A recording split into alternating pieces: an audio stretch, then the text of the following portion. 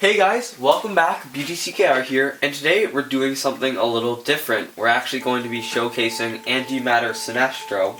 Who, at the time of filming this video, is not yet available. Yeah, and we're going to be showing him off in Survivor and showing off his passive and one possible strategy to take advantage of his passive. Right, so we'll show you, the actual description. But the key part of it, besides the power drain on Special 1, is that he can force people to tag out. Yeah, so Special 1 drains 2 bars of power and forces a tag out. Now, if you've been playing for a while, you'll know that the tagging out is interesting because that's a problem that people have been trying to do to take advantage of the League of Assassins gear. And usually you don't have any control over what the AI does as far as when they tag in and out. And it seems like it doesn't actually happen enough to be really a big deal of an effect. But this is one possible solution to that, and this is a little bit of a demonstration of how useful it is. So just really quick, I can actually run through the gear that he's got on him. He's got Razagul's Dagger for the bar power primarily. He's got the League of Assassin hood and the knives. And the knives are for primarily the 50% splash damage and for the tag out. And what's the hood for? That's to get the set. So you get the set benefit. Yeah, and whatever benefits comes with that. So that's his primary gear loadout. Alright, so let's take a look at him. Fear Me, like we said, drains 2 bars of power. So Special 1 drains 2 bars of power, forces a tag out. And Razagul's Scimitar is basically for the first 3 bar bar power. Yep. The Adept Knives.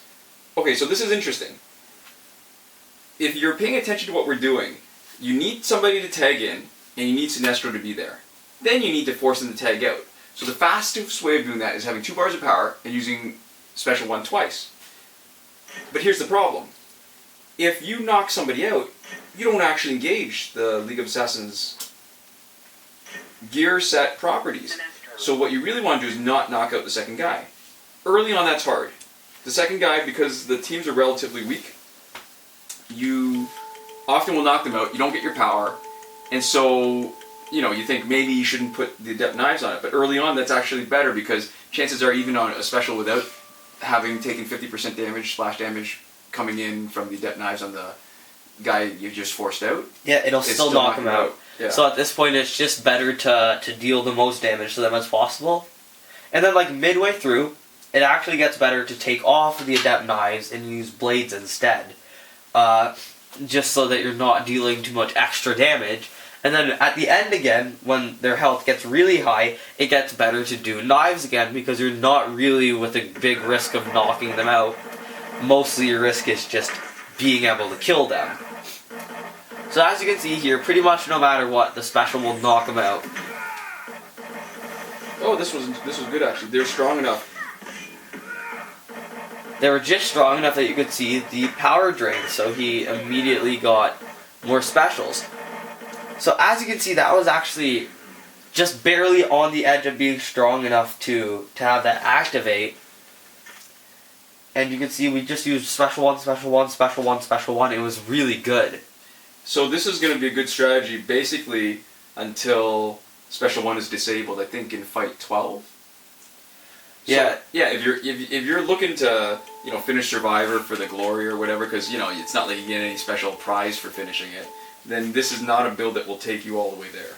Yeah, to get all the way there, you basically need Raven, because it's the only way that you can really guarantee that you're going to take out most of their health, and it's the only way that you can kind of guarantee that you can heal a lot, right, with her passive. Every fight being able to take their health twice, so even if she comes in low, she could leave high pretty easy. And you need to be able to drop it fast, because in later rounds when they heal so much, then you do a few specials, yeah, you bring them down a bit, but then they're right back at you after healing a ton. Yeah, so other than the bragging rights for beating Survivor, it just never seemed like the kind of thing that would be a huge amount of fun. Especially considering that, like, if you just want to win, you could totally sit there with Raven, just smack them with weak hits, right? Build up a little bit of energy, and then just let them whittle her down until they switched over and then immediately pop a special 3 and just do that, right? Yeah. But like, that kind of thing, unless it's really efficient for grinding, or just a lot of fun for us to do, we tend to kind of stay away from it. So just the end fights of Survivor just never seemed worth I guess, the struggle to get it. And sure, it's a little bit of a challenge, but if we wanted a challenge, we kind of like a little bit more how it plays in online multiplayer. Yeah, it's interesting, because you talk about game theory sometimes, video game theory. I don't mean game theory like economics, but video game theory. Or game theory like the YouTube channel specifically. Yeah, right. There's different ways of making levels harder, right? You can just increase the stats. You can just make everything just physically more and more difficult. Maybe the stuff is going faster, or it's more, it's a huge amount of damage you have to do, stuff like that. And I'd rather that the challenge was more that the competition was better, and not that it was just overwhelmingly the same stuff over and over again. Yeah, which I think is one of the reasons why games like Dark Souls are so much fun. Among other things, like I really like this series. I think I've talked about it a little bit, but not that much, and I do have one video up of just me playing Dark Souls as a naked man beating people. What's that type called? It's called Deprived. Oh, I love that. Okay, what I love about that is that they're basically naked, and it seems like a huge disadvantage. The funny thing is they actually take off clothes, because you start the game with, like, prisoners' robes, and then you go into the character selection screen and you choose to be naked, so there's actually already armor in your inventory that you're taking off. But it actually, I mean, I was watching you play a little bit, and it was actually pretty effective to play as a Deprived. The funny thing is that at that point, skill made so much more of a difference than actually, like, just stats. And it is just a straight downgrade. But they make it so that, you know, it's an option there. It's an added challenge to the game, and it makes it, in my opinion, it's a self-imposed challenge. But it's the kind of thing where it's not just a min-maxing of stats, right? It's not just that kind of, it's not a challenge because everybody else is faster than you and stronger than you. It's a challenge because you put it there, and it's a challenge because it's kind of interesting, right? Now, isn't there a slight advantage, too, to being able to move faster without the weight of the armor on you? Yeah, but it's mostly a joke. Like, you can put on armor, like light armor, right, and never run into that issue. So it was half joke, and it's also partially viable as a strategy, and it's interesting for a couple of reasons. Yeah, it's fun to watch. I don't think I could get into Dark Souls simply because getting used to all the controls, the interface, is really what stops it for me. I mean, part of me feels like I could do better on that if I was, you know, LARPing. If I was doing that in real life, I'd have a slight advantage because then I don't have to worry about. I know how to move my arms. Yeah. I don't have to figure, oh, I gotta press it and, you know, relearn all the controls. Alright, so that last round was a little difficult because, you know, when you knock them out, you don't get the power. And so if you're knocking people out, the worst thing that can happen is you don't knock the first person out, but you knock the second person out. Alright, this is perfect. We'll drain 2 bars of power, so that means he comes back in without power. This should be... Oh.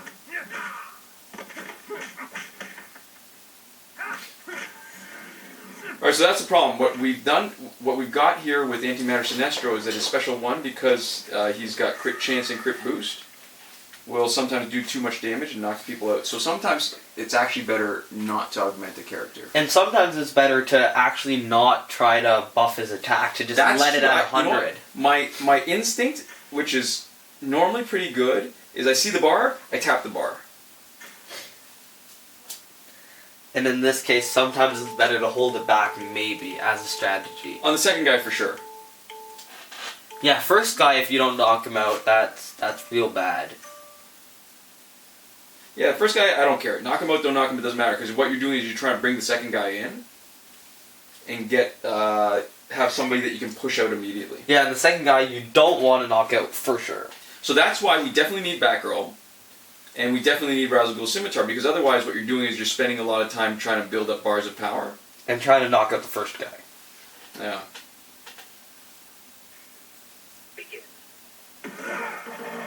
Nice. Ooh, I think, you know what? I gotta He's dead no matter what, yeah. Yeah. Oh, you got power! Totally wrong. totally wrong. He wasn't dead. That's You know what it perfect. was? Probably because the first time it crit and the second time it didn't. Yeah. This is probably the time where it would have been useful to get rid of the adept knives, but I honestly can't be bothered. I think we're just going to motor through this. Yeah, so that was a great demonstration. Just special, special, special, special. Take everybody out. There's no way for them to use any of their specials, right? There's barely any opportunity for them to even really hit you.